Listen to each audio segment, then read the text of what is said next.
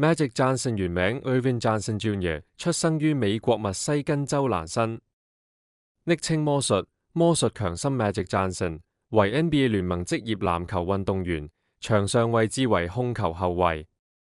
其職業生涯由1979年至1991、1996年。喺1991年 ，Magic Johnson 召開記者會，向全世界宣布自己感染 HIV。喺嗰個年代，HIV 同死亡幾乎係畫上等號。大眾對呢種病毒嘅認識有限，傳媒報道多數充滿恐懼，社會普遍認為感染者只係等死。因此，Magic Johnson 嘅宣布唔單止震驚體育界，亦令全世界開始重新審視對愛滋病嘅理解。30幾年過去，Magic Johnson 不但冇死，反而生活活躍，事業成功，身體狀況良好。呢個事實對好多仍然停留喺90年代認知嘅人嚟講，似乎難以理解。究竟點解一個感染 HIV 嘅人可以長期生存，甚至接近正常壽命？要解答呢個問題，必須由醫學、時代背景同個人條件3方面入手。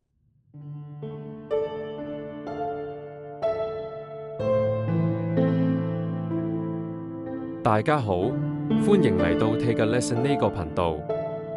我 initial 係 TC， 你可以叫我做天師。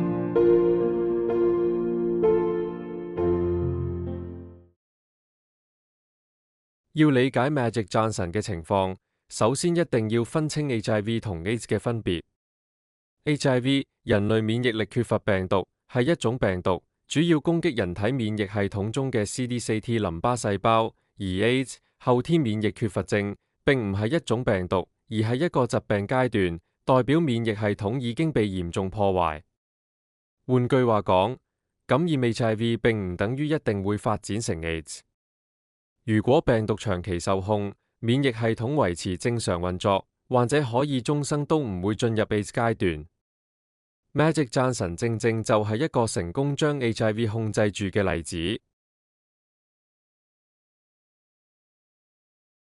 HIV 本身並唔會直接殺死人，佢真正嘅危險在於慢慢削弱免疫系統，令人體失去抵抗疾病嘅能力。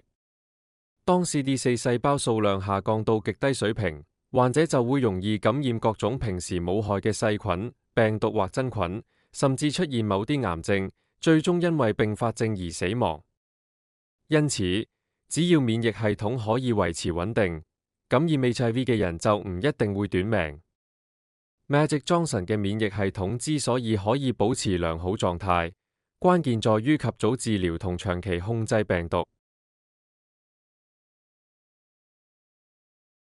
Magic Johnson 嘅一大優勢，在於佢確診得非常早。佢並唔係等到出現嚴重症狀，甚至進入 AIDS 階段，先至發現自己感染咗 HIV。相反，佢喺免疫系統尚未受到嚴重破壞之前，就已經知道病情。HIV 嘅破壞係一個長期過程，如果喺早期就開始治療，可以有效阻止病毒大量複製，避免免疫系統崩潰。呢一點對患者嘅長期生存極為重要。90年代中後期，醫學界出現咗一項重大突破——抗逆轉錄病毒治療。又俗稱雞尾酒療法。呢種治療方式同時使用多種藥物，從唔同機制抑制 HIV 複製，令病毒量降到極低，甚至低至儀器都檢測唔到。當病毒量長期維持喺低水平，免疫系統就可以慢慢修復， CD4 細胞數量回升，患者發展成 AIDS 嘅風險大幅降低。Magic Johnson 正正係全世界最早一批可以接受呢種先進治療嘅患者之一。隨住醫學進步，現代研究已經證實，只要患者持續用藥，病毒量維持檢測唔到水平，佢哋嘅壽命可以接近普通人。Magic Johnson 多年嚟一直嚴格遵從醫生指示服藥，病毒量長期受控，免疫系統保持健康，身體自然可以應付日常生活同工作壓力。不得不承認 Magic Johnson 嘅經濟條件亦為佢提供咗巨大優勢。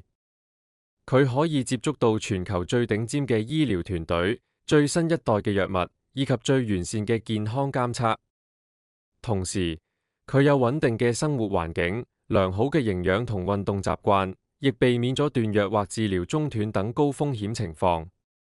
雖然現代醫療已經令一般患者都有機會長期生存，但在90年代初，呢啲條件並非人人都具備。回顧歷史，90年代初確實係 HIV 治療嘅分水嶺。喺更早期，患者往往因為冇有效藥物而迅速惡化，而 Magic Johnson 嘅感染時間剛好遇上醫學快速進步嘅時代，令佢有機會由必死無疑嘅年代過渡到可長期控制嘅新階段。響今時今日，Magic Johnson 嘅生存並唔係醫學奇蹟，而係科學進步嘅成果。只要能夠及早檢測、持續治療、保持良好生活習慣，感染 HIV 已經唔再等同於死亡判決。Magic Johnson 主要係靠抗逆轉錄病毒治療 ART 嚟控制 HIV， 而唔係單一隻藥。不過如果講歷史上佢用過邊啲藥，可以分幾個階段嚟講清楚。最早期1991年前後 AZT 齊多夫定，Magic Johnson 喺1991年公開自己感染 HIV。當時全世界幾乎得一隻藥可以用 AZT 賽道富電，第一代抗愛滋藥，屬於 NRTI 核類逆轉錄抑制劑，作用阻止 HIV 複製 DNA， 副作用大，貧血，惡心，免疫力仍然低，單藥治療，好易產生抗藥性，只能拖慢病情，未算有效控制。關鍵轉折，1996年起雞尾酒療法 HAART。1996年係愛滋病治療史上嘅革命年。HAART Highly Active Antiretroviral Therapy， 即係大家俗稱嘅雞尾酒療法，同時用3種或以上藥物，通常包括2種 NRTI， 1種 Protease Inhibitor 蛋白抑制劑，效果病毒量可壓到驗唔到 ，CD4 免疫細胞回升 ，HIV 由致命病變成慢性病。Magic Johnson 正正就係第一批用到呢種療法嘅人，而且佢有最頂級醫療團隊，非常嚴格服藥，身體狀況好，運動員底子。現代2000年後新一代 ART， 隨住科技進步，藥物越嚟越好，副作用越少。Magic Johnson 後期使用新一代抗逆轉錄病毒藥 ART， 可能包括類型 Integrase Inhibitors 整合抑制劑。新型 NRTI 同埋呢啲特點，每日一粒，副作用輕，病毒長期 undetectable 測唔到。到今日為止 ，Magic Johnson 病毒量長期受控，無發展成 AIDS， 壽命接近正常人。除咗 Magic Johnson 之外，其實仲有唔少公開承認感染 HIV， 而且直到而家仍然在世嘅名人。